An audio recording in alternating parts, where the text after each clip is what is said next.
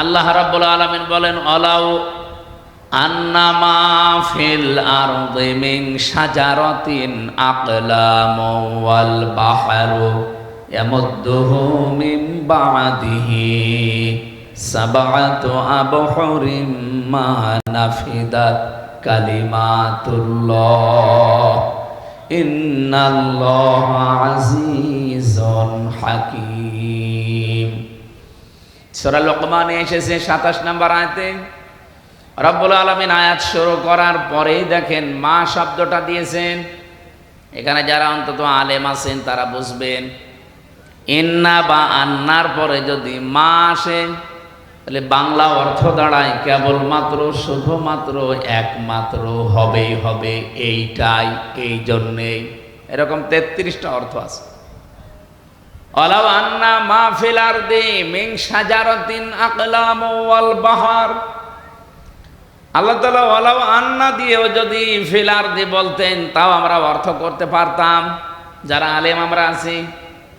কিন্তু মা দিয়ে আল্লাহ এমন গ্যারান্টি দিয়েছেন কেবলমাত্র, শুধুমাত্র, প্রকৃত পক্ষে, এই জন্যে সত্য সত্যই তামাম পৃথিবীতে যত গাছগাছালি আছে, সুন্দরবন সহ, আমাজন জঙ্গলের গাছ সহ, এ গাছগুলো যদি কেউ কলম বানিয়ে ফেলে, পৃথিবীতে যত সমুদ্র আছে এর সাথে যদি আরো 7টা সমুদ্রের পানি যোগ করে কেউ লিখতে আরম্ভ করে কালি বানিয়ে, রব্বুল আলামিন বলেন হয়তো একদিন সব কালি শেষ হয়ে যাবে।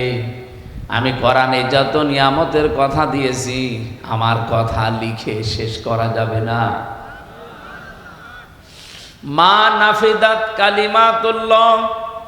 আমি আল্লাহর কালামগুলো ছোট্ট ছোট্ট শব্দে আমি আল্লাহ তোমাদেরকে জানিয়েছি, কিন্তু এত ব্যাখ্যা এর ভেতরে লুকিয়ে রেখেছি। আজ ১৫০০ বছর চলছে, কত মানুষ কত ভাবে তাফসির লিখেছে। আমার এই ছোট্ট জীবনে প্রায় ৪২টার উপরে তাফসির আমার দেখা অলরেডি সুযোগ হয়েছে, দেশে বিদেশের বিভিন্ন লাইব্রেরিতে। এখনো মনে হয় কোরআনের কোনো আয়াতের তাফসির পড়তে গেলে কেবলমাত্র পড়ছি এই মনে হয়। এমনকি বিশ্বের ভেতরে যত মুফাসসির আজ পর্যন্ত ১৫০০ বছরে পার হয়ে গেছে, কোনো মানুষ আজ পর্যন্ত বলতে পারে না যে আমি যে তাফসির লিখেছি হক আদায় হয়ে গেছে, আর লাগবে না। লাউ কানাল বাহরু মিদাদান লিকালিমাতি রাব্বি লানাফিদাল বাহরু ক্বাবলা আন তানফাদা কালিমাতু রাব্বি ওয়ালাউ জিনা বিমিসলিহি মাদাদা। রব্বুল আলামিন সূরা কাহফের ১০৯ নম্বর আয়াতে আমাদেরকে জানিয়েছেন, নবী আপনি বলেন, লাউ কানাল বাহরু মিদাদান লিকালিমাতি রাব্বি লানাফিদাল বাহরু ক্বাবলা আন তানফাদা কালিমাতু রাব্বি। এখানে ওই একই কথা আল্লাহ রিপিট করলেন।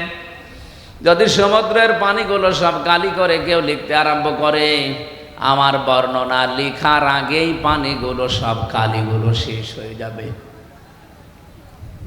আমি আয়াতগুলো যখন ব্যাখ্যা পড়ি ভাবি, বিশ্বের বড় বড় লাইব্রেরিতে আমি কম যাইনি, বড় বড় দেশের বড় বড় লাইব্রেরিগুলো আমি ঘুরেছি, ভিজিট করে দেখেছি কত কিতাব সেখানে। মালয়েশিয়া ইন্টারন্যাশনাল বিশ্ববিদ্যালয়ে যে লাইব্রেরি আমি পেয়েছি, আমারও বিশ্ববিদ্যালয় আছে কুষ্টিয়াতে, এর চাইতে কমপক্ষে 10 ডবল বড় হবে। আপনার কোনো কিতাব যদি খুঁজতে হয় কম্পিউটারে সার্চ দেবেন, বলবে অমুক তলায়, অমুক র্যাকের উপরে, অমুক নাম্বার লাইনে, ওই জায়গায় পাওয়া যাবে, যান। তাছাড়া আপনি যদি মনে করেন ওই কিতাবটা আমি খুঁজতে চাই, এমনি বন বন করে শুধু ঘুরবেন, জীবনেও খুঁজে পাবেন না। এই যে লক্ষ লক্ষ কিতাব, কত মানুষ থিসিস করছে, গবেষণা করছে, সেগুলো সব জমা হচ্ছে বছরের পর বছর। এতগুলো বিষয় থাকার পরে আমি আশ্চর্য হয়েছি, সবার উপরে আল্লাহর কোরআন এভাবে রেহালের উপরে রেখে দিয়েছে। তার মানে বোঝাতে চাচ্ছি কোরআনের ব্যাখ্যা এই লাইব্রেরিতে যত বই আছে সব, এমনকি পৃথিবীতে যত কিতাব আল্লাহ পাঠিয়েছিলেন তাওরাত, জবর, ইনজিল, 100 সহিফা, সবগুলো এক জায়গায় যা করলে হবে সবগুলো কথা আল্লাহ সূরা ফাতিহায় দিয়ে দিয়েছেন। তাই আমাদের এই ছোট্ট জীবনের ছোট্ট সময়ে 1-1.5 ঘন্টা 2 ঘন্টায় কোরআনের আয়াতের কোনো বিষয় শেষ করা সম্ভব তো নয়। শুধু ইঙ্গিত দেওয়া যায়, আমরা ইঙ্গিত থেকেই যেন শিক্ষাগুলো নিতে পারি। আল্লাহ তাওফিক দেন, আমিন। তেলাওয়াত, রসুলের উপরে দরুদ আর সালাম পাঠ করার মাধ্যমে তেলাওয়াত করেছি মাত্র একটা আয়াত, সূরা লোকমান 12 নম্বর আয়াতটা। 31 নম্বর সূরা কোরআনে কারিমের 34টা আয়াত আছে, 4টা রুকু আছে, মক্কায় নাজিল হয়েছে। লোকমান এটা এক জ্ঞানী ব্যক্তির নাম। ওনাকে আল্লাহ বহু জ্ঞান দিয়েছিলেন, কিন্তু ওনাকে আল্লাহ নবী বানাননি। লা ইয়ানজুরু ইলা সুওয়ারিকুম ওয়া আমওয়ালিকুম ওয়ালাকিন ইয়ানজুরু ইলা কুলুবিকুম ওয়া নিয়াতিকুম। আল্লাহ নবী বলেন, ইন্নাল্লাহা লা ইয়ানজিরু ইলা সুওয়ারিকুম ওয়া আমওয়ালিকুম। অবশ্যই আল্লাহ কোনো মানুষের এই চেহারার দিকে নজর করেন না, তার সম্পদের দিকে, তার পদের দিকে, প্রভাব প্রতিপত্তির দিকে খেয়াল করেন না। আল্লাহ শুধু খেয়াল করেন তার অন্তরের দিকে আর তাকওয়ার দিকে। তার কলবটা আসলে কি বলে, এই কলবের ভেতরে জায়গা আছে কার, এইটা আমার আল্লাহ দেখেন। হযরতে লোকমানের যে চেহারার বর্ণনা তাফসিরে পড়েছি, এখন বললে আপনারই কেমন যেন লাগবে। এই পৃথিবীতে আমি 3 জন কালো মানুষের জীবনী পড়েছি। তাদের জীবনী পড়তে গিয়ে পেয়েছি যে এত কালো মানুষ পৃথিবীতে আল্লাহ মনে হয় আর পাঠাননি, আর পাঠাবে কিনা তাও জানি না। তার ভেতরে হযরতে ওমর রাদিয়াল্লাহু তাআলা আনহুর বাড়িতে একজন কাজ করতেন। 2 নম্বরে হযরতে বেলাল, 3 নম্বরে এই যে সূরাটা পড়লাম লোকমান। তাফসির বর্ণনা ইবনে কাসির বলেন তার জহব্বা ছিল ঝুলে থাকা, ঠোঁটগুলো মোটা, উনি শর্ট ছিলেন, বেটে, চুলগুলো কোকড়ানো ছিল। চেহারার বর্ণনা যেটা বললাম, হাড়ির তলা তো দেখেছেন, এও তো দেখতে ভালো লাগে, এর চাইতেও কালো ছিল, কুচকুচে। চেহারার যে বর্ণনা দিলাম, একবার শোনার পরে আর একবার দেখতে মন চাবে। অথচ আল্লাহর দরবারে তার মর্যাদা এত বেশি, এত বেশি আল্লাহ দিয়েছেন। রব্বুল আলামিন বলেন, ওয়ালাকাদ আতাইনা লুকমানাল হিকমাতা আনিশকুর লিল্লাহ। অবশ্যই আমি লোকমানকে জ্ঞান দিয়েছিলাম, হিকমা দান করেছিলাম, আর তাকে বলেছিলাম আমার শুকরিয়া আদায় করো। আমায় ইয়াশকুর, যে ব্যক্তি শুকরিয়া আদায় করবে, ফাইন্নামা ইয়াশকুরু লিনাফসি, সে তো কেবলমাত্র শুধুমাত্র তার নিজের জন্যে শুকরিয়া করে। আমান কাফারা ফাইন্নাল্লাহা গনিয়্যুন হামিদ। কোন মানুষ যদি মুখ ফিরিয়ে নেয়, কুফরি করে, আল্লাহর নিয়ামত পাওয়ার পরে গোপন করে রাখে, সে যেন জেনে রাখে আমার আল্লাহ মুখাপেক্ষীহীন, প্রশংসিত। এটা বাংলা অর্থ ছিল। সূরা লোকমানের ভেতর থেকে আমি যতগুলো তথ্য পেয়েছি, আমি যদি কোনো জায়গায় কথা বলি 1 ঘন্টা, কমপক্ষে তার উপরে আমার 20 ঘন্টার উপরে পড়াশোনা করা থাকে।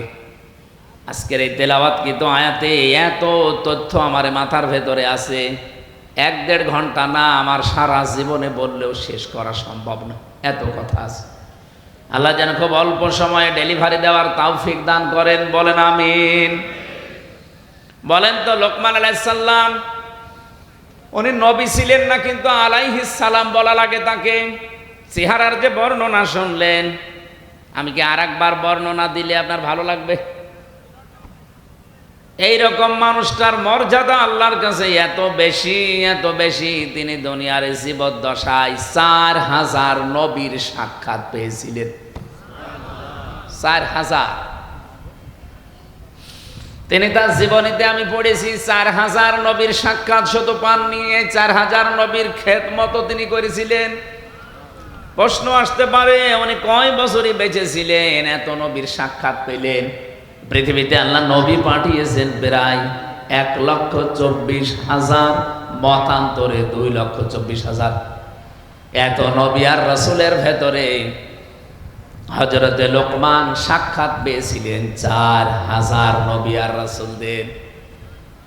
তিনি প্রত্যেকের খেদমত করে 8টা জিনিস দুনিয়াতে তিনি অর্জন করেছিলেন। এ কোরআনে কারিমে আমার আল্লাহ 8টা জিনিস পুরা কোরআনে ছড়িয়ে দিয়েছেন। হযরতে লোকমান বলেন 8টা জিনিস আমি সব নবী রাসূলের খেদমত এই যে 4000 নবীর কাছ থেকে পেয়েছি। কিয়ামত পর্যন্ত যারা দুনিয়াতে আসবে তারাও যদি 8টা বিষয় অনুসরণ করে চলতে পারে তারাও চিরন্তন হয়ে যাবে। হযরত লোকমান উনি বিদায় নিয়েছে কত হাজার হাজার বছর আগে, অথচ এখন সূরা লোকমান পড়লে মনে হয় ওই লোকটা এখনো বেঁচে আছে।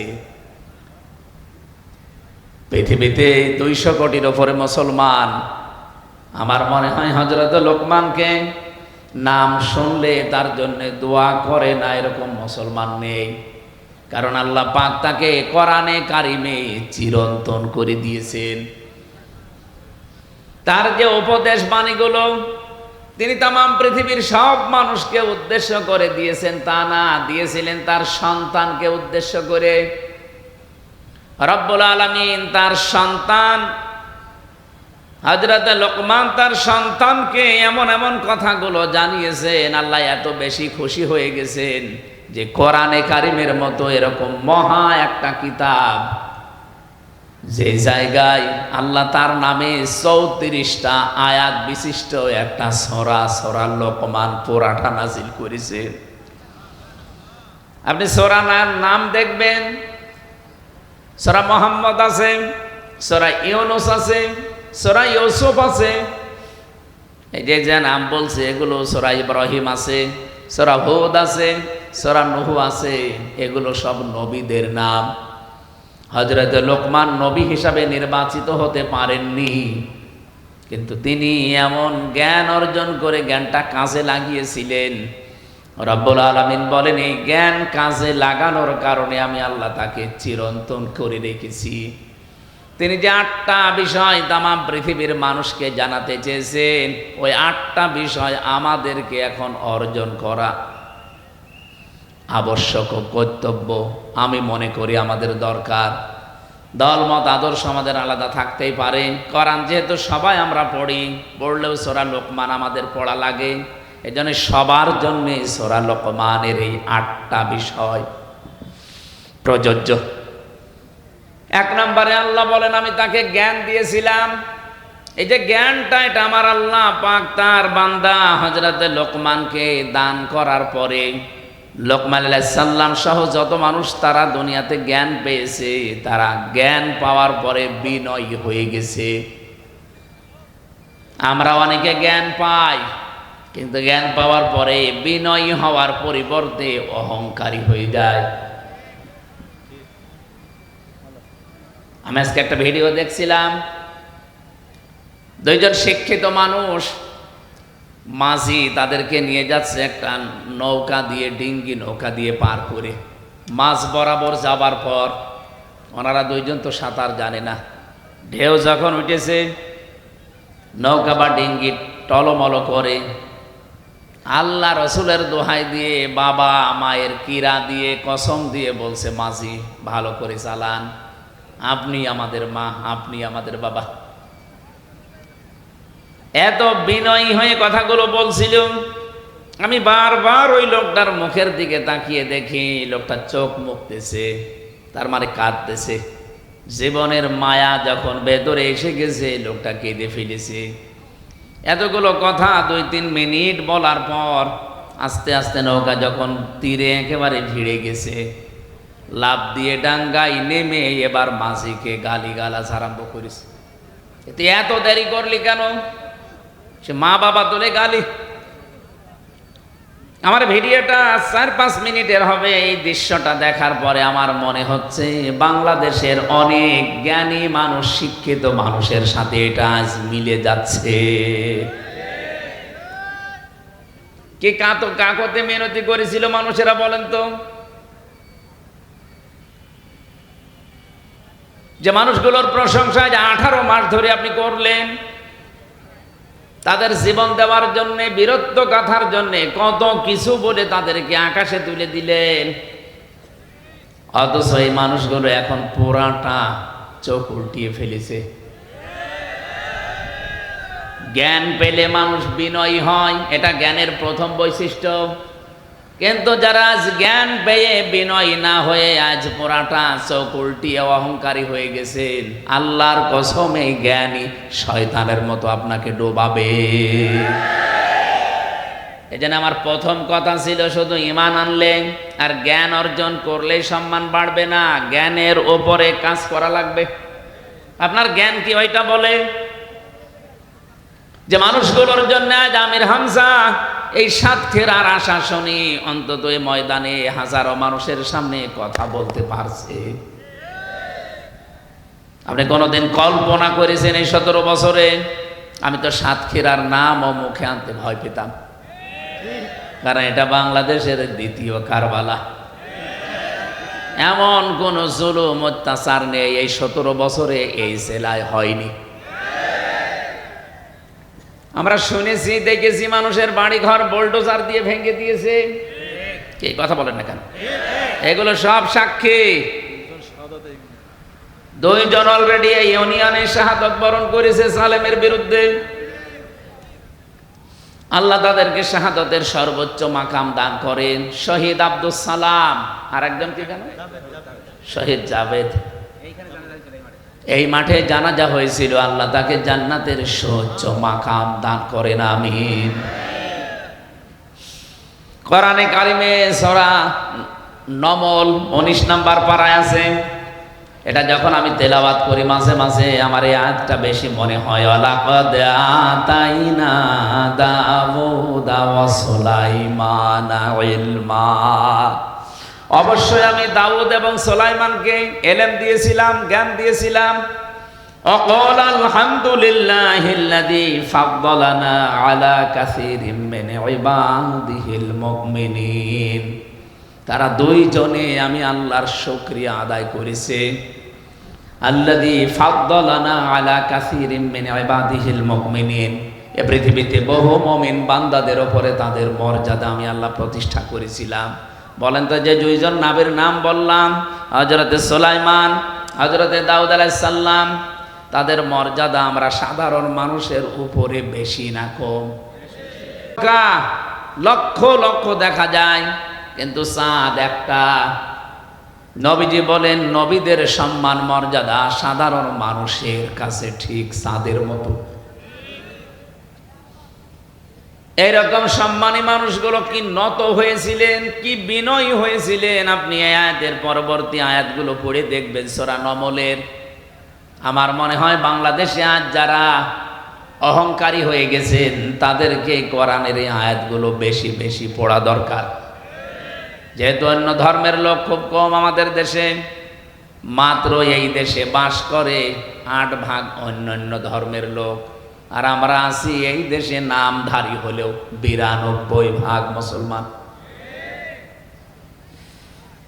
এই জন্য আহ্বান জানাচ্ছি, জ্ঞান আল্লাহ যাদেরকে দান করে, জ্ঞানের প্রথম বৈশিষ্ট্য সে বিনয়ী হবে, নম্র হবে। সে জ্ঞান অর্জন করার পরও যদি বিনয়ী নম্রতা কারো ভেতরে না আসে, অহংকার চলে আসে, বুঝতে হবে শয়তান তাকে দখল করে ফেলেছে। কি নাম যেন ভাইয়ের? রুহুল কুদ্দুস।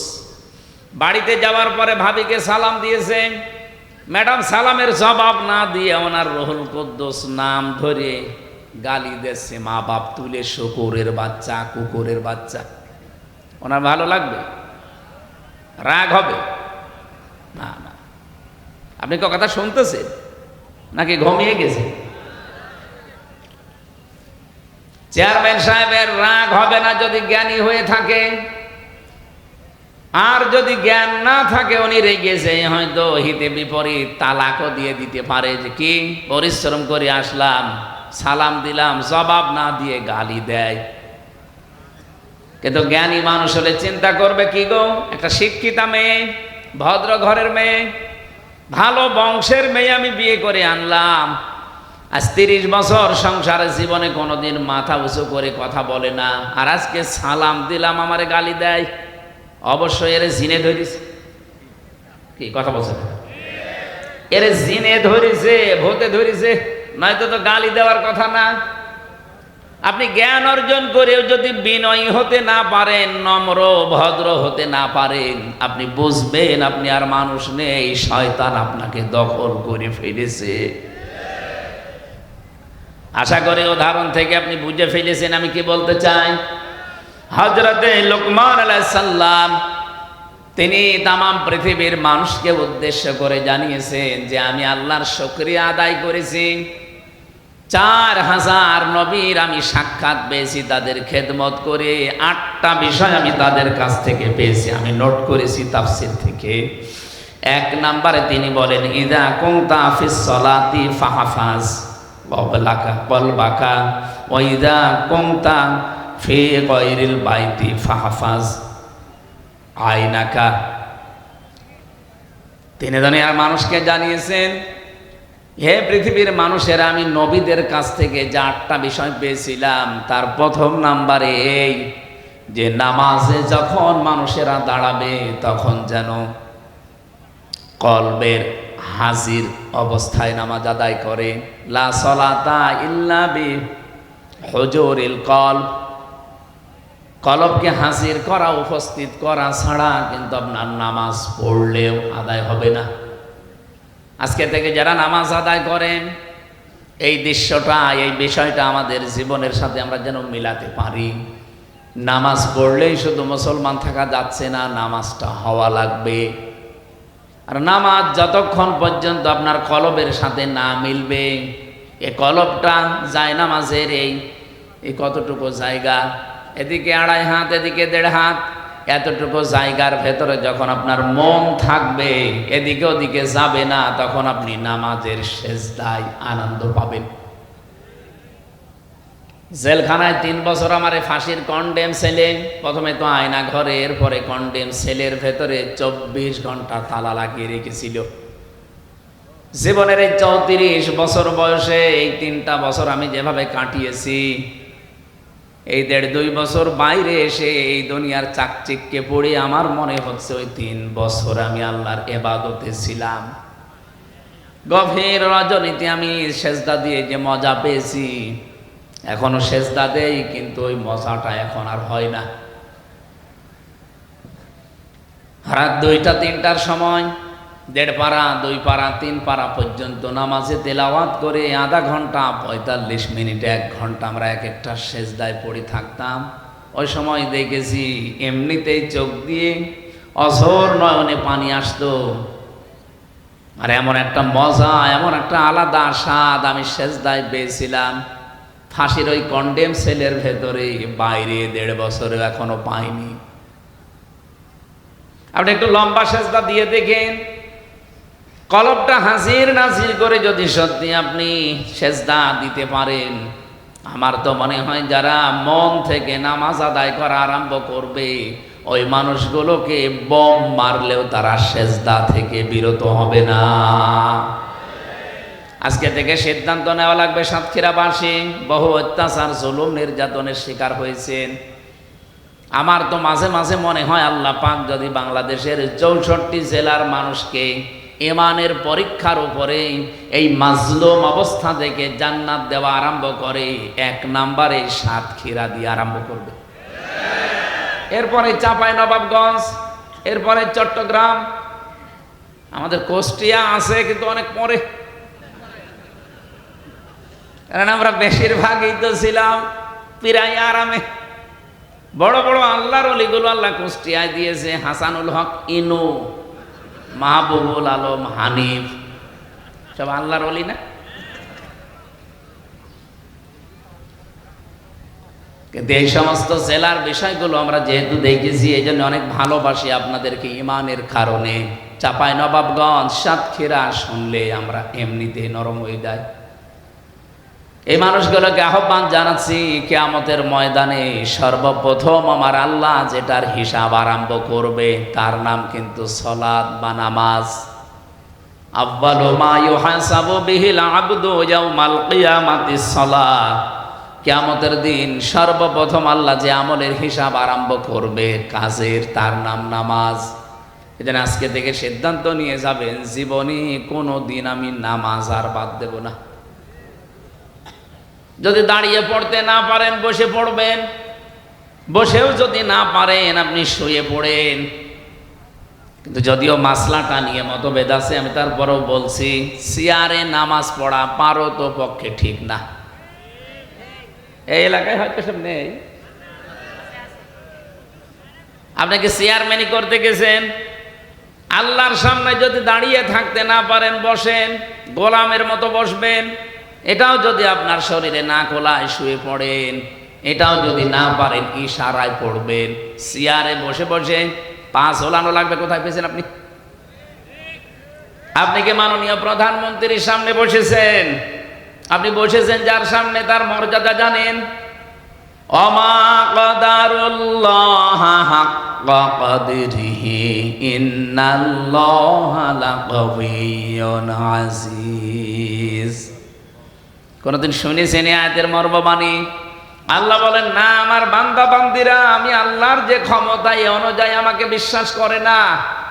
কিয়ামতের দিন এই সাতবক আসমান আর জমিন পুরাতন কাপড়ের মতো আমার এই হাতের ভেতর আমি গটিয়ে ফেলবো। কত বড় বিশাল ক্ষমতার মালিক আমার আল্লাহ, আমাদের মাথায় ধরবে না। এই জন্য বলছি না, রব্বুল আলামিন এত বড় পাওয়ার নিয়ে আপনার সামনে দাঁড়িয়ে আর আপনি তার পায়ে সেজদা দেবেন না। চেয়ারে বসে বসে আপনি চেয়ারম্যানই করছেন। যদিও বিভিন্ন আলেম ওলামা মাসলাটা নিয়ে মতভেদ দিয়েছে, তারপরও আমার দৃষ্টিতে কোরআন হাদিস পড়ে, আমি ফেকা নিয়ে পড়েছি, আমি মুফতি একজন, ফতোয়া দিচ্ছি, আপনারা পারতপক্ষে চেয়ারে বসে নামাজ পড়বেন না। নামাজ হবে না আমি ফতোয়া দিলাম না, কিন্তু পড়বেন না। আপনার তো 4টা ক্রাইটেরিয়া বললাম, দাঁড়িয়ে থাকতে না পারলে বসে পড়েন, বসে না পড়লে শুয়ে পড়েন, শুয়ে না পড়লে ইশারা করবেন। তারপরে যেহেতু নামাজ মাফ নেই, ইয়াউমা ইকশাফু আন সাকি ওয়া ইয়াদউনা ইলাস সুজুদি ফালা ইস্তাতিউন খাশিআতান আবসারুহুম তারহাকুহুম যিল্লাহ ওয়া ক্বাদ কানু ইয়াদউনা ইলাস সুজুদি ওয়া হুম সালিমুন। সূরা কলমের ভেতরে আল্লাহ বলেন, কিয়ামতের দিন এই কুদ্দুস, কি কুদ্দুস? রুহুল কুদ্দুসকে, আমির হামজাকে, এ মর্তুজাকে কিয়ামতে আমার সামনে দাঁড় করাবো, বলবো সেজদা দে। যদি দুনিয়াতে সেজদার হক আদায় করে না থাকে, এই মানুষগুলো সেজদা তো দিতে পারবে না, উল্টিয়ে যাবে পেছন দিকে। লাঞ্ছনা, অপমান, গঞ্জনা ওদের মাথার উপরে, মুখের উপরে চেপে বসবে। মানুষ ঘৃণায় এখন যেমন কিয়ামতের দিন আমরা যদি বেনামাজি হয়ে যাই, আমাদের দেখলেও হাসরবাসী থুতো মারবে, হাতে পায়ে ধরে। এই জন্য বলছি নামাজটা বাদ দেবেন না। নবীজি বলেন, কোন মহিলার যদি সন্তান পৃথিবীতে আসে, প্রথমে যেহেতু পানি দেখা যায়, এরপরে রক্ত, এরপরে সন্তানের মাথা, বিশ্ব নবী বলেন যদি পানি এসে যায় আর সমস্ত অবস্থায় যদি মনে হয় যে নামাজের সময় হয়ে গেছে, তোলার ভেতরে এই মহিলাকে বিছিয়ে দাও, বলো যে নামাজ পড়। এত বড় গুরুত্বপূর্ণ একটা ফরজ বিধান, নামাজ মাফ নেই, আর আপনি হেলায় খেলায় নামাজ নষ্ট করেন। মুসা আলাইহিস সালামের একটা কাহিনী পড়ছিলাম তাফসিরে। রব্বুল আলামিন ডাক দিয়ে বলেন, মুসা, ওই যে বাজারে একজন কর্মকার আছে, কামার, লোহা পিটিয়ে সোজা করে, এর জান্নাতের সুসংবাদ দাও, আমি তার উপরে খুশি হয়ে গেছি। হযরতে মুসা আলাইহিস সালাম তিনি আবেগপূর্ণ নবী ছিলেন, কিছু শুনলেই খালি প্রশ্ন করতেন। একবার তাকে আল্লাহ লাঠির কথা বলেছিলেন, তিনি 14টা কথা আল্লাহকে শুনিয়েছেন। অমা তিলকা বিয়ামিনিকা ইয়া মূসা, তোমার ডান হাতে কি ওটা? তিনি তো বলতে পারতেন ক্বালা হিয়া আসা, এটা লাঠি না। একটা একটা করে বর্ণনা করছেন, এটা লাঠি, এটা দিয়ে আমি ছাগলের পাতা বেড়ে খাওয়াই, ভর দেই, মাঝে মাঝে আমি রাস্তা চলি, কত কিছু বলতেছে। আল্লাহ বলেন থামো, আমি তোমারে বলতে বললাম হাতে কি, বলতে পারতে লাঠি, এত কথা বলা লাগে? অনেক কিছু শুনলেই শুধু প্রশ্ন করতেন, জানার জন্য। বিশেষ করে রব্বুল আলামিন বলেন ঠিক আছে, জানতে যখন চাও বাজারে যাও, দেখো ওই লোকটা আসলে কি করে। তিনি বাজারে গেলেন, কোণে দাঁড়িয়ে আছে। আমাদের জামানায় যেভাবে আজান হলে আমরা মনে করি নামাজের সময় হয়ে গেছে, হযরতে মুসার জামানায় 1 ওয়াক্ত নামাজ ছিল ফরজ। ওই জামানায় হয়তো নামাজের সিস্টেম ছিল, আজান না থাকলেও একটা সিস্টেম ছিল ডাকার। এ কামারটা একবার মগর উঁচু করে মাথার উপরে, আবার লোহার উপরে পিটায়। হঠাৎ করে যখন নামাজের সময় হয়ে গেছে, মগরটা মাথার উপর দিয়ে পেছন দিকে ফেলে দিয়ে তাড়াতাড়ি করে পবিত্র হয়ে নামাজে দাঁড়িয়েছে। মুসা আলাইহিস সালাম অনেকক্ষণ পর্যন্ত তাকিয়ে দৃশ্যটা লক্ষ্য করলেন, আর ডাক দিয়ে বলেন রব্বুল আলামিন, ওই লোকটা তো মগরটা লোহার উপরে পিটিয়ে এরপরে নামাজে যেতে পারতো। যে লোকটা তোমার বিধান মানতে এত বেশি আগ্রহ, এত বেশি, যে লোকটা এত বেশি সচেতন, তুমি তাকে জান্নাত না দিয়ে পারো না, রাজি না হয়ে পারো না। আপনি বলেন তো তার জীবন থেকে কি পেলেন? একজন কামার। আমাদের কাছে কি নামাজের এই গুরুত্বটা এইরকম আছে? নেই। রমজান এসেছিল যতগুলো শিক্ষা দিতে, আমি তো প্রায় 27টা শিক্ষার উপরে অর্জন করেছি। এখন আমার কাজ হবে, আমার যে হাদিস ছিল আহাব্বুল আমালি ইলাল্লাহি আদওয়ামুহা ওয়া ইন ক্বাল্লা, বুখারী শরীফের হাদিস। নবীজি বলেন আল্লাহর কাছে পৃথিবীতে সবচাইতে ভালো মহব্বতের ভালোবাসার কাজ হচ্ছে ওইটা যেটা কন্টিনিউয়াস করা হয়, প্রতিনিয়ত প্রতিদিন করা হয়, যদিও কাজটা অল্প হয়। রমজানে যেহেতু একটা অভ্যাস আমাদের তৈরি হয়ে গেছে, নামাজ আদায় করা, জামাতে নামাজ পড়া, এমনকি তাহাজ্জুদেরও অভ্যাস আমাদের অনেকের হয়ে গেছে। এটা ধরে রাখবেন, কন্টিনিউয়াস, কম হোক তারপরও ধরে রাখেন। আদওয়ামুহা ওয়া ইন ক্বাল্লা, যদি আপনি এটা বাস্তবে রাখতে পারেন, দায়েম কায়েম ভাবে, কন্টিনিউয়াস ভাবে, একটা দিন এভাবে করে করে, অল্প হলেও আমার আল্লাহর কাছে এটা সবচাইতে দামি কাজ। বলেন সুবহানাল্লাহ।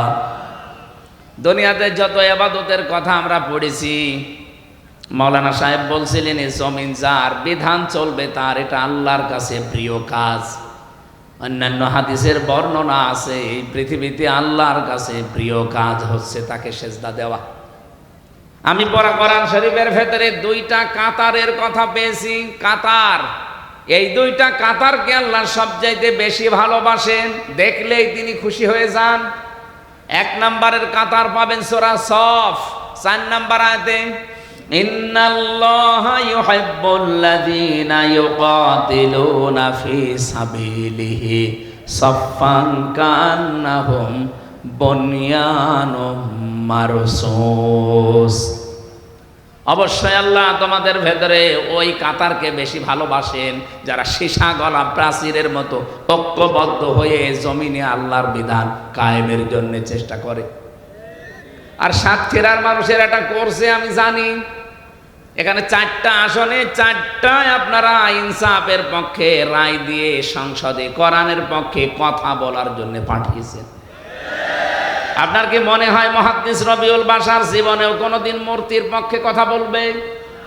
কথা বলে না কেন? উনি শিরিক করতে বলবে।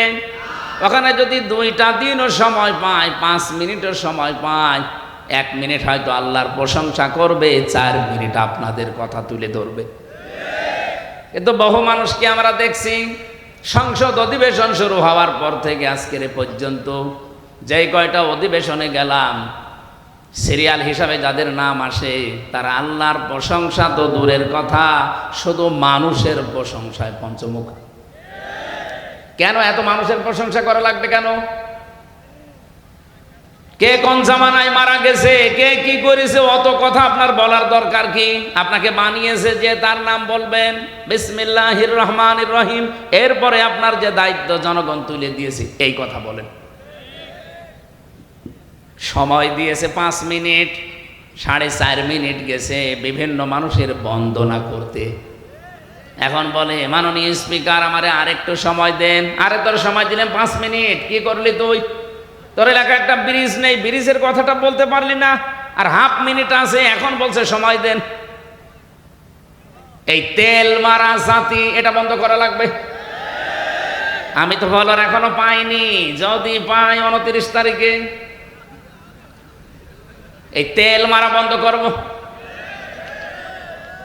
যেখানে সংসদের এক একটা মিনিটে বাংলাদেশের মানুষের টাকা খরচ হয় প্রায় 25,000-এর উপরে এক এক মিনিটে, আর সেখানে আপনি তেল মারেন মানুষকে। এই খুলনা, সাতক্ষীরা, বাগেরহাট এ সমস্ত এলাকায়, বিশেষ করে যে আশাশুনি, শ্যামনগর, কয়রা, পাইকেলঘাটা, এরপরে পাইকগাছ এলাকায় কত দুঃখ দুর্দশা মানুষের। রাস্তাঘাটও সেরকম ভালো না। এসেছে নাকি আমাদের কি এমপি সাহেব? ও ভালো আছেন আপনি? ঠিক আছে, বসে। ভারপ্রাপ্ত হলে হবে, এবার ভার ফেলে দেওয়া লাগবে। হ্যাঁ ইনশাল্লাহ ভার এবার আর থাকবে না। আসল চেয়ারম্যান হিসাবে আল্লাহ কবুল করেন, আমিন। আমরা কি বলতে চাচ্ছিলাম যেন আপনাদের সামনে? প্রশংসা মানুষ আদায় করতে হবে কার? প্রতিদিন অন্তত 17 বার করে আপনার মুখ দিয়ে আল্লাহ এই কথাটা বের করে নেয়। আপনি দেখবেন প্রতিদিন 17 বার। যদি আপনি নফল সুন্নত মানে নামাজ নাও পড়েন, শুধু ফরজ নামাজও পড়েন, তাও 17 বার বলা লাগে আলহামদুলিল্লাহি রাব্বিল আলামিন। প্রশংসা কার? এখানে যে আলিফ লাম দেওয়া আছে, হয়তো এনারা জেনারেল শিক্ষিত মানুষ বুঝবে না, আলেমদের জিজ্ঞাসা করেন। আলিফ লাম 4 প্রকার হয়। এখানে আল্লাহ পাক নির্দিষ্ট করে দিয়ে দিয়েছেন যে যত প্রশংসা হতে পারে তুমি তোমার মুখ দিয়ে বলো আল্লাহ সব প্রশংসার মালিক তুমি। এমনকি আমি দেখেছি কাবা শরীফে মানুষ যখন যায়, যে কাপড়টা পরে যায় ওটা মনে করি আমরা যে এহরামের কাপড় না, ওটা কাফনের কাপড়। মানুষ তো আমরা মরে গেলে তাকে ধোয়ানো, গোসল করানো, এরপরে কাফনের কাপড় পরাই। আর আমি হামজা নিজেই মরে গেছি, এরপরে নিজেকেই নিজে কাফনের কাপড় মানে এহরামের কাপড় পরেছি, ওটা আসলে কাফনের কাপড়। এটা পরার পরে আল্লাহর ঘরের দিকে চারিদিকে বারবার ঘুরি, মানে কি যে আল্লাহ আমি সব ছেড়ে দিয়ে এসেছি, তোমার পেছনে ঘুরতেছি। 1 নম্বরেই বলা হয় লাব্বাইক, আল্লাহ আমি কিন্তু উপস্থিত হয়ে গেছি তোমার দরবারে।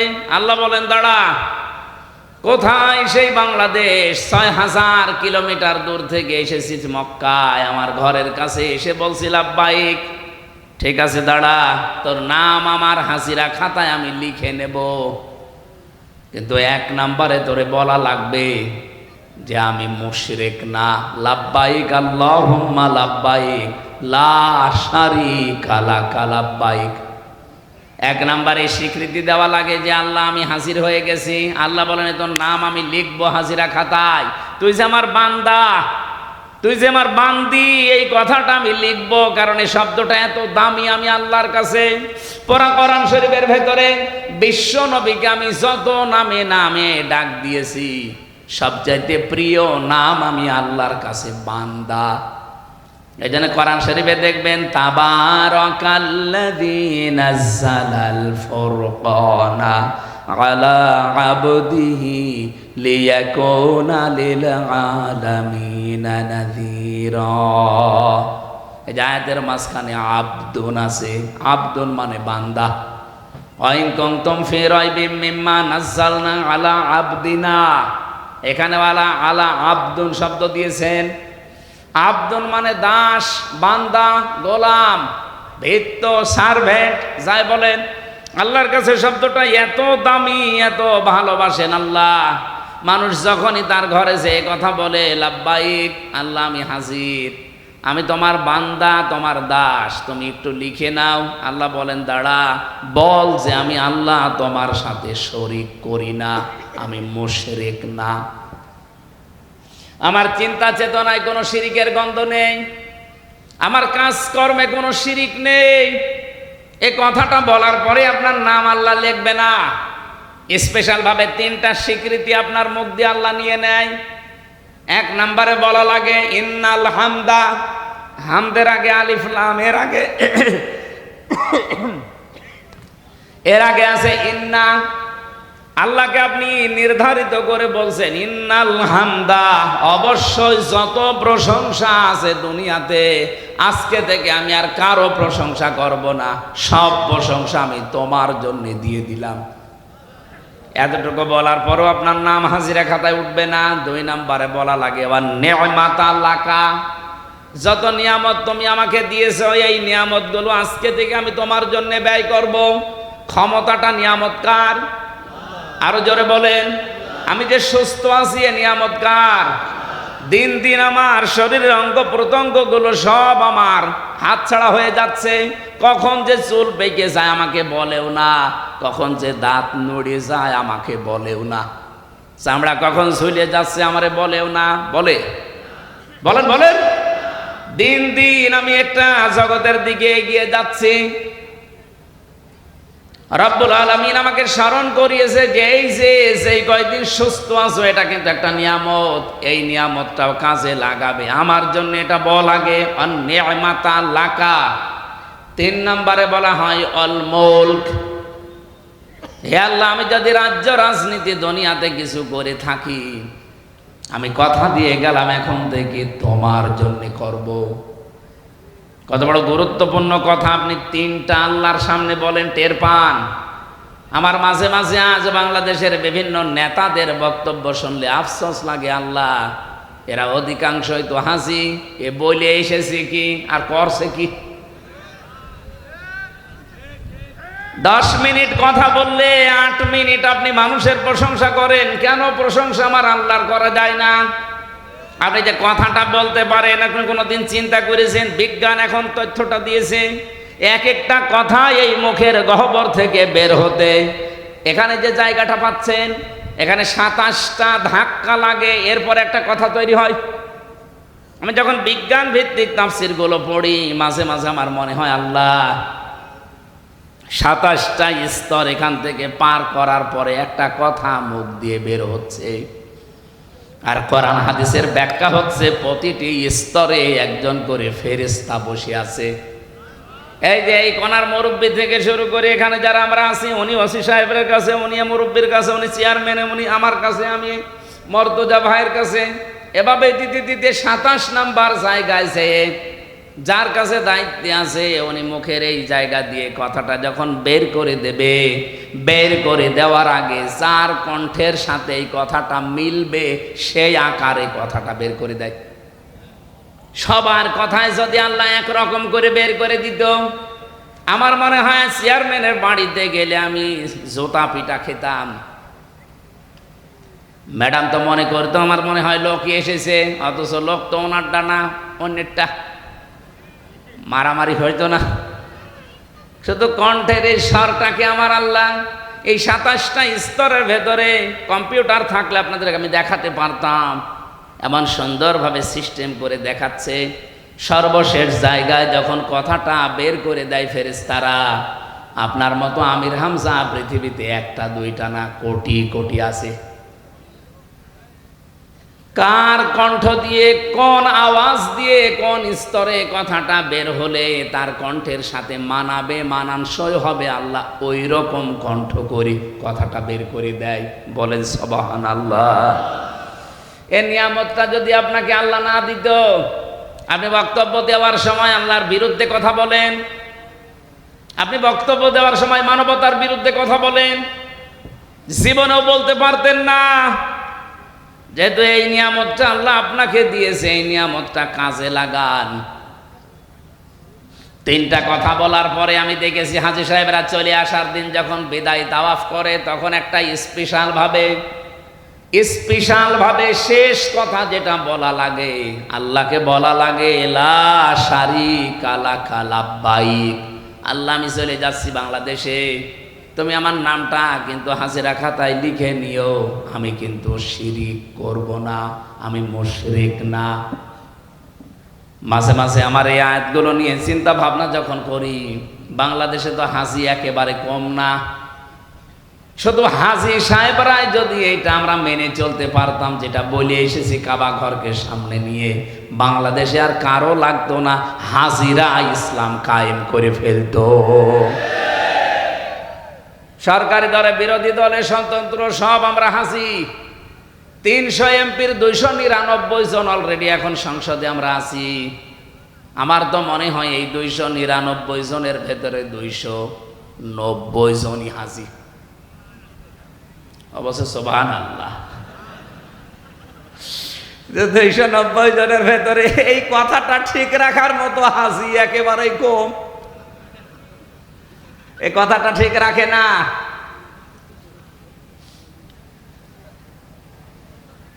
এই জন্য প্রশংসার মালিক যেহেতু আমার আল্লাহ, নামাজের ভেতরে দাঁড়িয়ে 17 বার আপনার মুখ থেকে স্পেশাল ফতোয়া আল্লাহ বের করে নিচ্ছে প্রতিদিন, আলহামদুলিল্লাহি রাব্বিল আলামিন। আমি হযরত লোকমানের কথা বলছিলাম, উনি বলেছে নামাজের ভেতরে মনটা তৈরি করো, এটা আমি 4000 নবীর থেকে পেয়েছি। আপনাদেরকে আমি উপদেশটা দিয়ে গেলাম যে যেখানেই নামাজ আদায় করেন না কেন, নামাজের ভেতরে মন তৈরি করেন।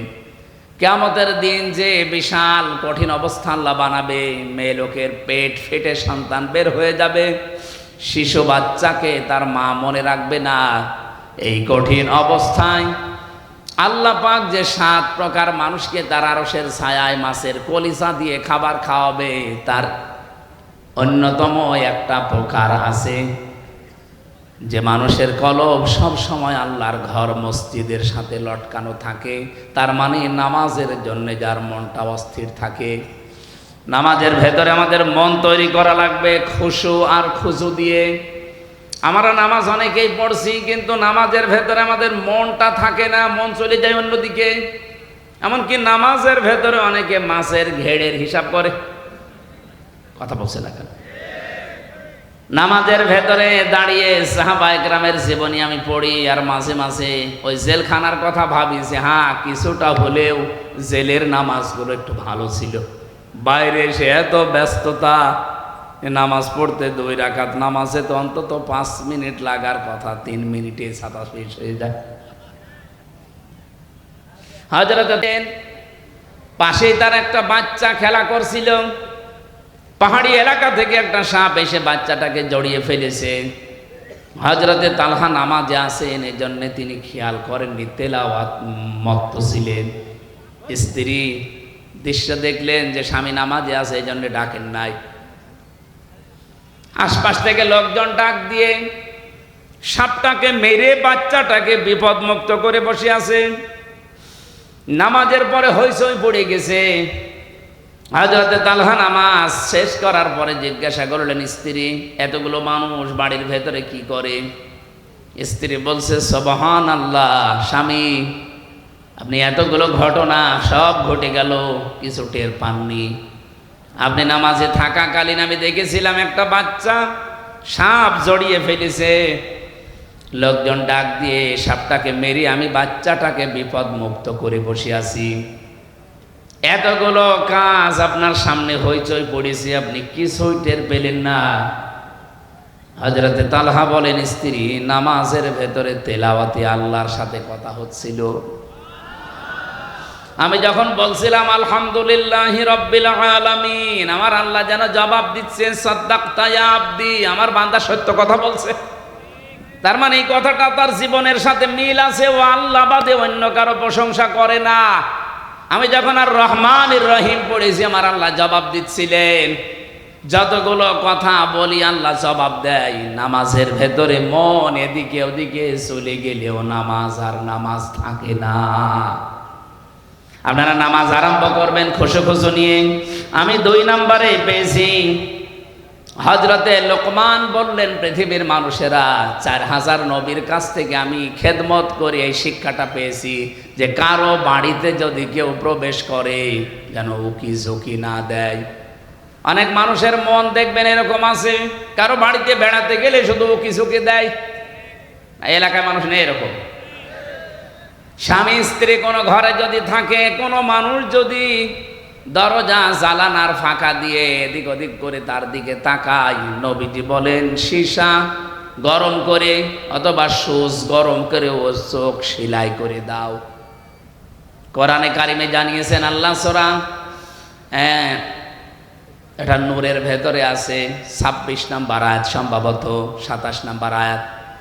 ইয়া আইয়ুহাল্লাযীনা আমানু লা তাদখুলু বুয়ুতান গায়রা বুয়ুতিকুম হাত্তা তাস্তানিসু ওয়া তুসাল্লিমু আলা আহলিহা। হে ঈমানদারেরা, নিজের বাড়ি হোক আর অন্যের বাড়ি হোক, আগে অনুমতি নিবা, সালাম দিবা, এরপর প্রবেশ করবা। আমাদের আজ পারিবারিক জীবনে, সামাজিক জীবনে এই আয়াতটা পালন হয় না। আমরা সামাজিক জীবনে, পারিবারিক জীবনে যদি এটা একটু ফলো করার চেষ্টা করি, আমার মনে হয় পরিবারেই সালাম দেওয়ার প্রচলন, অনুমতি নেওয়ার এই সিস্টেম আসলে অনেক পরিবারে অনেক গুনাহ কমে যাবে। বিশেষ করে আমার কাছে যেটা ধরা পড়েছে, আমি জানি না আপনার সাথে মিলবে কিনা, বহু মানুষ আছে বিবাহের পরে 1 বছর, 1.5 বছর, 2 বছর নিজের স্ত্রী ভালো লাগে, এরপরেই দেখবেন নিজের বউ আর ভালো লাগে না, অন্যের বউ দেখলেই কেমন যেন মন আনচান করে। এটা একটা রোগ। এটা কি? এই যে নিজের বউ যার কাছে ভালো লাগে না, অন্যেরটা দেখলেই মন ভালো হয়ে যায়, এরকম লোক আছেন কারা? হাত তোলেন তো। এলাকায় সব নেই। তারপরেও যদি কোনো রোগী থাকেন, আপনার রোগের জন্য আল্লাহ একটা ঔষধ দিয়েছেন, মাত্র 1 মাস পালন করবেন, আমি গ্যারান্টি দিয়ে যাচ্ছি, আল্লাহর কসম, আপনার বউ আপনার কাছে অন্যের বউ দেখলে যেমন লাগে তার চাইতেও বেশি ভালো লাগবে। নাকি বলবো না? আল্লাহ পাকের ঔষধ, কুল্লিল মুমিনিনা ইয়াগুদ্দু মিন আবসারিহিম ওয়া ইয়াহফাযু ফুরুজাহুম যালিকা আযকা লাহুম। হে নবী, আপনি মুমিন পুরুষদেরকে বলেন তারা যেন পরনারীর থেকে চক্ষুকে নিম্নগামী করে রাখে। 2 নম্বরে তাদের লজ্জা স্থানের হেফাজত করে। শুধুমাত্র একটু শক্ত হয়ে দেখেন যে আল্লাহর যেহেতু নিষিদ্ধ, আমি কোনো পর নারীর দিকে তাকাবো না, যদি একেবারে বাধ্য না হয় আমি তাকাবো না। 2 নম্বরে আমার লজ্জা স্থানটা আমি একটু হেফাজত করে রাখবো। চেষ্টা করলেই পারা যাবে, শয়তানের সাথে যুদ্ধে লিপ্ত হওয়া লাগবে। মন নামে যে শয়তানটা আপনাকে ধোঁকা দিচ্ছে, সব সময় একটু শক্ত হওয়ার চেষ্টা করেন, মাত্র 1 মাস চেষ্টা করেন। যালিকা আযকা লাহুম, আল্লাহ বলেন এইটাই পবিত্রতম ঔষধ পন্থা। ইন্নাল্লাহা খাবীরুম বিমা ইয়াসনাউন, তোমরা যা করো আমার আল্লাহ যেহেতু সব জানে। এই কথাটা যে মানুষটা সব সময় মনে রেখে এই 2টা ঔষধ আজকে থেকে খেতে পারবেন, 1 মাসের ভেতরে দেখবেন নিজের বউ দেখলে অন্যের বউর সাথে ভালো লাগবে। এখানে ওকে ঝুঁকি মারার এই সিস্টেম বন্ধ করা লাগবে। আজ হাজারো পরিবারে বিভিন্ন জায়গায় যে পরকীয়া প্রেমে, এ শুধু মেয়ে লোকের মামলা নিতে ওসি সাহেবরা মানে হাত লেগে যাচ্ছে তাদের। আপনি থানায় যেয়ে দেখবেন 100টার প্রায় 70টা মেয়েলি কেস আর 30টা জমি জায়গা নিয়ে ঝামেলা। আমাদেরকে একটু শাস্তিতে কাজ করতে দিতে হলে আমাদের কোরআনের এই আয়াতগুলো আমাদের ব্যক্তি, পরিবার, সমাজ আর রাষ্ট্রে পালন করা লাগবে। আল্লাহ পাক আমাদের নিজেদেরকে হযরত লোকমানের এই যে 2 নাম্বার উপদেশ তিনি যা দিয়েছেন, নবীদের কাছ থেকে পেয়েছেন, এটা মেনে চলার তৌফিক দেন, বলেন আমিন। 3 নম্বরে পেয়েছি যে খাবার খেলে সব খেয়ে ফেলবেন না। খাবার দিয়েছে 4-5 রকম তরকারি, যেটা আপনার রুচি নেয়, ভালো লাগে, সেটা দিয়েই খাবার শেষ করেন। একেবারে সবগুলো মরণের খাওয়া খেয়ে শেষে আর পেটে জায়গা নেই, হজম হওয়ার মতো কায়দা নেই। শেষে গ্যাস্ট্রিক, আলসার, বিভিন্ন রোগ আপনার শরীরে বাসা বাঁধে। উনি বলেন আমি নবীদের কাছ থেকে এইটা পেয়েছি। প্রতিটি নবীকে আমি এই 4000 নবী দেখেছি, প্রত্যেকটা নবীর বুক ছিল বড়, পেট ছিল ছোট। আর আমরা নবীর এমন উম্মত, আমাদের বুক নেই, শুধু পেট। এরকম মানুষ নেই? এত বড় বড় ভুঁড়ি হয়, উকুন মারা যায় ভুঁড়ির উপরে। মহিলারা লজ্জা পায় যে কি গো, ছেলে মেয়ে হয় আমাদের আর পেট হয় এর। কি ভুঁড়ি, আখেরে ভুঁড়ি বানিয়েছে। 4000 নবীর জীবনী উনি বলছেন যে একটা নবীরও আমি ভুঁড়ি বড় পাইনি, পেট প্রত্যেকের ছোট ছিল। আর প্রতিটি নবীর বুক ছিল বেশ ওসারও বড়। একটাই মাত্র কারণ, তারা খাবার খাওয়ার সময় 3টা বিষয় লক্ষ্য করতেন। এই পেটটাকে 1 ভাগ খাবার, 1 ভাগ খালি, আর হজম হওয়ার জন্য 1 ভাগ পানি দিতেন। আমি সব প্রত্যেকে যদি এটা মেনে চলতে পারি, আমাদেরও বুক ইনশাল্লাহ বড় হবে, পেট ছোট হবে। 4 নম্বরে উনি বলেন কথা বললে হিসাব করে বলা দরকার। আজ বাংলাদেশের হাজারো মানুষ শুধুমাত্র ধরা খায় এই কথা হিসাব করে না বলার কারণে। 18 মাস আগে যা বলেছিল 18 মাস পরে কিন্তু সেটা আর বলছে না, পুরা উল্টিয়ে গেছে। তার মানে কথা হিসাব করে বলা যায় না। আপনি যেটা মানতে পারবেন না সেটা বলতে যান কেন? হযরত লোকমান বলেন আমি নবীদের কাছে এইটা পেয়েছি, তাও 4000 নবীর কাছে এইটা ছিল। তারা কথা বলতেন খুব হিসাব করে। আপনি এক কথা বললেন চাচা এরশাদের মতো, আবার বিকালে যে পস্তাবেন না থুক্কু আমি বলি নাই, না এরকম করা যাবে না। কথা দরকার হয় বলবেন না, শুনবেন বেশি, চুপ থাকবেন। মান সমাতা না যা, যারা চুপ থাকে তারা নাজাত পেয়ে যায়। বলেন সুবহানাল্লাহ। উনি বলেন আমি 5 নম্বরে 2টা, 5 আর 6 নাম্বার বলেন আমি এই 2টা বিষয়কে অর্জন, আর 7 আর 8 এই 2টাকে বর্জন। নবীদের কাছ থেকে 2টা আমি অর্জন করেছি, আর 2টা আমি বর্জন করেছি। অর্জন করেছি এটা যে সব সময় আল্লাহকে সঙ্গে রাখা লাগবে। কাকে? 2 নম্বরে সব সময় কবরের চিন্তাটা মাথায় থাকা লাগবে, তাহলে আপনার আর মানুষের সম্পদ আত্মসাৎ করা জীবনেও হবে না। 7 নম্বরে পেয়েছি দুনিয়াকে মহব্বত বর্জন করা লাগবে। 8 নম্বরে পেয়েছি নিজেকে অহংকার মুক্ত করার চেষ্টা করতে হবে। হযরত লোকমানকে আল্লাহ জ্ঞান দিয়েছিলেন, তিনি জ্ঞান অনুযায়ী এগুলো অর্জন করে দুনিয়ার মানুষকে তিনি শুনিয়েছেন। তিনি যদি না মানতেন তাহলে কথাগুলো আমাদের আসর হতো না। তিনি মেনেছেন, দুনিয়ায় আমল করেছেন, কাজ করেছেন, এই জন্যে তার কথাটা শুনলেই আমারও এখন মানতে মনে চাচ্ছে। আপনার চাচ্ছে না? বলেন বলেন। আল্লাহ আমাদেরকে এই 8টা উপদেশ 4000 নবী থেকে যিনি পেয়েছিলেন মেনে চলার তৌফিক দেন। বলেন আমিন। এই মানুষগুলোকে যেভাবে পৃথিবীতে গালি দেওয়া হয়, ক্ষমতায় থাকলেই যদি সম্মান মানুষের বাড়িতে, এদের এত গালি দেওয়া লাগে কেন? আল্লাহ রাব্বুল আলামিন বলেন ইয়ারফা'িল্লাহুল্লাযীনা আমানু মিনকুম ওয়াল্লাযীনা উতুল ইলমা দারাজাত। সূরা মুজাদালা এসেছে ইয়ারফা, এটা মুজারি, বর্তমান, ভবিষ্যৎ, প্রেজেন্ট, ফিউচার। রব্বুল আলামিন এই পৃথিবীতে সম্মান আর মর্যাদা তাদের বৃদ্ধি করবে না, শুধু করতেই থাকবে। এই জন্য আল্লাহ রফা না দিয়ে ইয়ারফা দিয়েছেন। দিন যত যাবে তাদের মর্যাদা, সম্মান সৃষ্টি জগতের কাছে আল্লাহ বাড়াতেই থাকবে। আমি আবার বলছি, শুধু বাড়াবে না, বাড়াতেই থাকবে।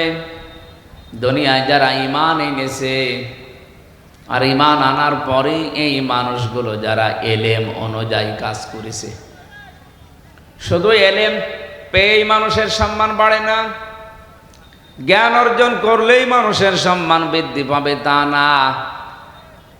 উতুল ইলমা দারাজাত, বহু বচন দেওয়া আছে। দিন যত যাবে আপনার মর্যাদা আল্লাহ একটার পরে একটা বাড়াতেই থাকবে। এই 2টা গুণ যদি আপনার অর্জন হয়, 1 নম্বরে যদি ঈমান আনতে পারে মানুষ, 2 নম্বরে দুনিয়াতে যদি জ্ঞান অর্জন করে ওর উপরে কাজ করতে পারে। আমি আশা করছি কথা আপনারা বুঝেছেন। পৃথিবীর মানুষের সম্মান কিসে বাড়ে কোরআনের আয়াত থেকে আমরা জানলাম। সুতরাং আজকে থেকে ঈমান যায় আছে নড়বড়ি হবে না, ঈমানটা যেন মজবুত হয়, শক্ত হয়। 2 নম্বরে আল্লাযীনা উতুল ইলমা দারাজাত, তোমাদের ভেতরে যারা এলেম অর্জন করেছে, এলেম পেয়েছে। আজকের এই অনুষ্ঠানটা সাজিয়েছেন জ্ঞান অর্জন করার জন্য না লোক দেখানোর জন্য?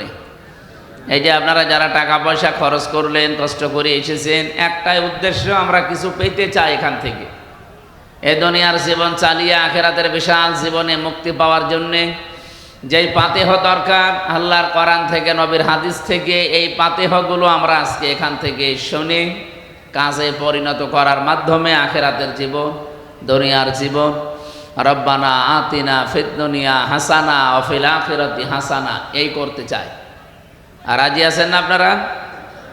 আল্লাহ আমাদেরকে তাওফিক দিন। আমি হেদায়েতমূলক কিছু কথা বলতে চাই। এর তেলাওয়াত কিন্তু একটা আয়াত আর লক্ষ লক্ষ হাদিসের একটা টুকরা মাত্র পড়েছি। আল্লাহ আমাকে যেন কিছু কথা বলার মতো সুযোগ দান করেন, আপনাদেরকে ধৈর্য এবং সহ্য নিয়ে শুনে বাড়িতে কাজে পরিণত করার তৌফিক দান করেন, বলেন আমিন। যারা এই যে আসলেন কোরআনে কারীম শোনার জন্যে, আল্লাহ পাক বলেন পৃথিবীতে আমি যদি কাউকে হেদায়েত দিতে চাই, আর কেউ যদি আমার দৃষ্টিতে বুদ্ধিমান দাবি করে, তাহলে কোরআনে কারীম কিভাবে শোনা লাগবে, কিভাবে অনুসরণ করা লাগবে, এই কথাগুলো সূরা জুমারের ভেতরে আছে। 18 নম্বর আয়াতে আল্লাযীনা ইয়াস্তামিউনাল কাওলা ফায়াত্তাবিউনা আহসানা উলাইকাল্লাযীনা হাদাহুমুল্লাহ ওয়া উলাইকা হুম উলুল আলবাব। আল্লাহ পাক বলেন যারা আমার কোরআন শোনে আর এখান থেকে যেগুলো উত্তম বিষয় আছে সেগুলো অনুসরণ করার সিদ্ধান্ত নেয়, উলাইকাল্লাযীনা হাদাহুমুল্লাহ, এই মানুষগুলো তো তারা যাদেরকে আমি আল্লাহ নিজে হেদায়েত দান করি, বলেন সুবহানাল্লাহ। আল্লাহর কাছ থেকে হেদায়েত পেতে হলে মাস্ট বি আপনাকে কোরআনে কারীম শোনার পর তার উত্তম বিষয়গুলো অনুসরণের মাধ্যম হিসাবে গ্রহণ করা লাগবে। 2 নম্বরে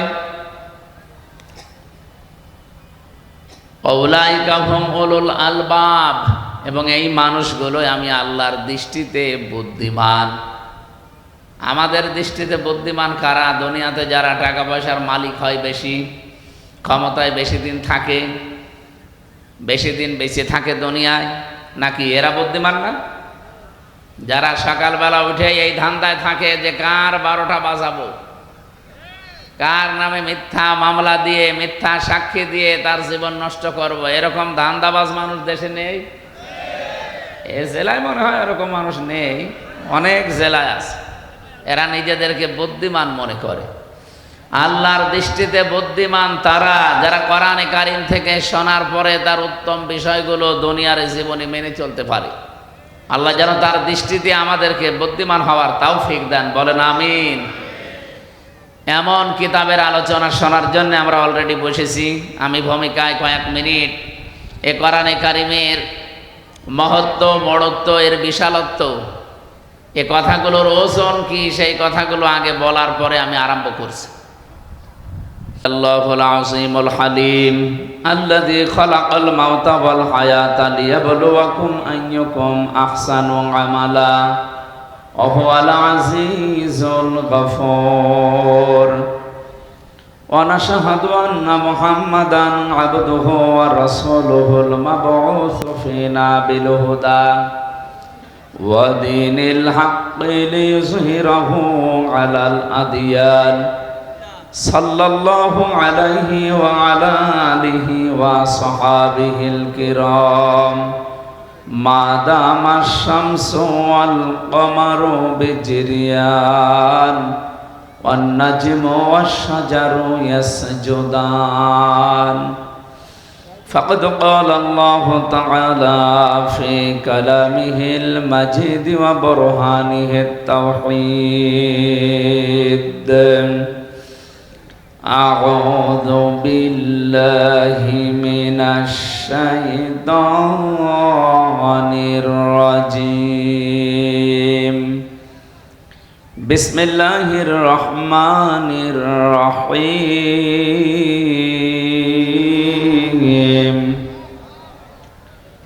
ولقد آتينا لقمان الحكمة أن اشكر لله ومن يشكر فإنما يشكر لنفسه ومن يشكر فإنما يشكر لنفسه ومن كفر فإن الله غني حميد صدقت يا ربنا.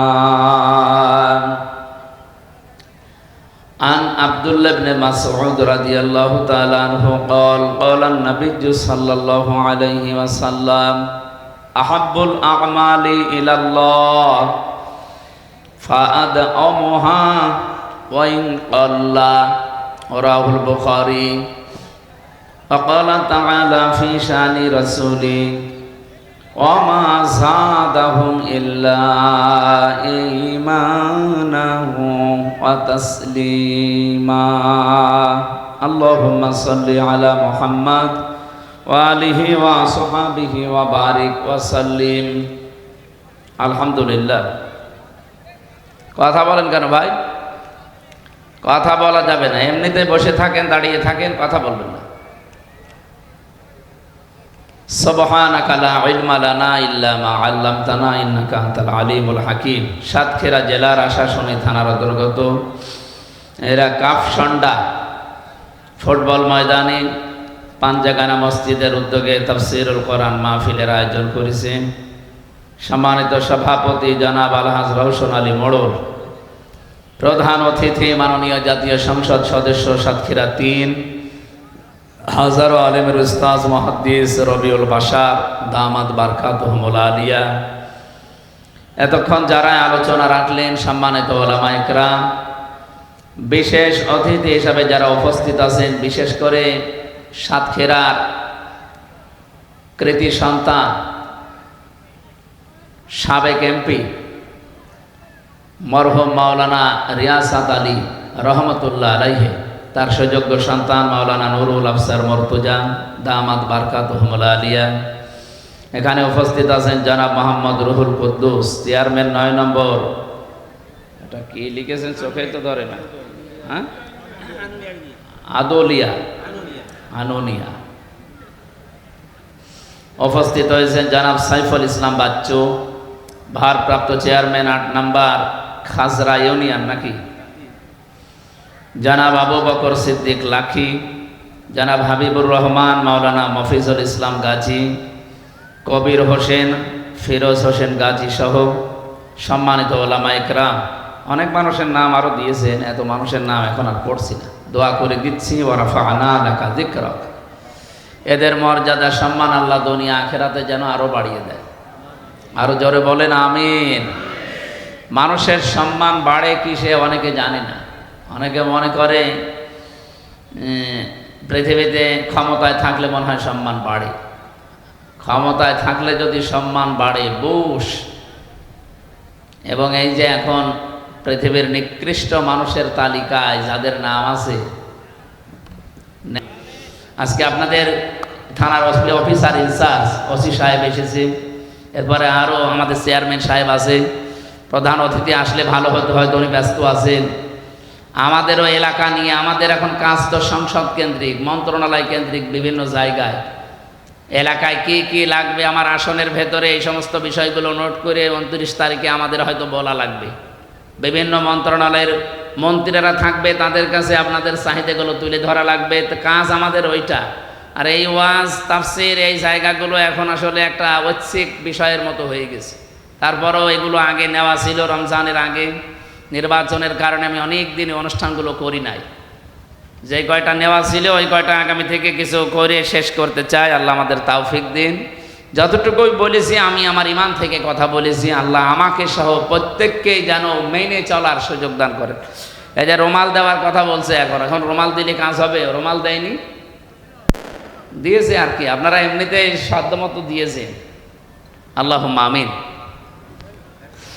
রব্বানা যালামনা আনফুসানা ওয়া ইল্লাম তাগফির লানা ওয়া তারহামনা লানাকুনান্না মিনাল খাসিরিন। রব্বিরহামহুমা কামা রব্বায়ানি সাগীরা। রব্বুল আলামিন সাতক্ষীরার আশাশুনি কাফসন্ডা এলাকার মানুষেরা ঈদের আমেজ এখনো যায়নি। কত মানুষ কত আনন্দে মেতে আছে। এরা কোরআনে কারিমের অনুষ্ঠান নিয়ে দেখতে পেলাম, আনন্দ করছে। যে যুবকগুলো আজকে আমাকে নিয়ে এসেছে, তাদের যে আনন্দ, তাদের যে উৎসাহ উদ্দীপনা